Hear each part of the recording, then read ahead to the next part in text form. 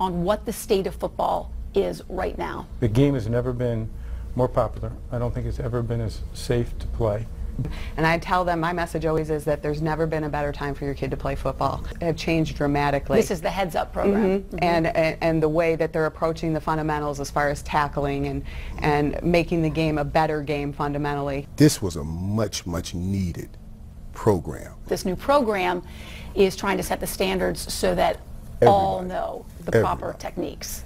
Yeah, but they can't learn them in a short time. I mean, I was a coach, and I put a lot of, education and experience into coaching. How long does it take to get a certificate? We do about an hour and a half. Yeah, about an hour and a half. And all due respect to the program, I don't believe in it. I mean, I don't believe, because I respect, coaches. I respect what good coaches do, and I know that you don't learn to be a coach in an hour and a half.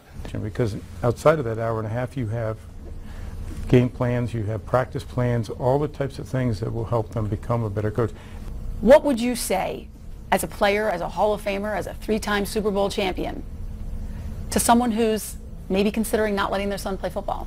I said, baby, you tell them they can't play. You tell them they can't play it. She said, let's talk about it. Right, and then to properly teach them, they have to know how to teach them. I mean, that's my point. And I don't know that there's that many good teachers around to do that. That if you look at child growth and development, everything is readiness. I'm a firm believer that there's no way that a 6-year-old should have a helmet on and learn a tackling drill. There's no way. Or a 7-year-old or an 8-year-old. They're not ready for it.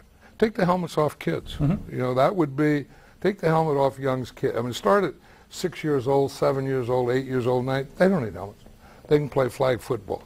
And with flag football, you can get all the techniques. Why we have to start with a 6-year-old who was just potty trained a year ago and put a helmet on him to tackle, I have no idea why we have to start there. We'll eventually get to tackling.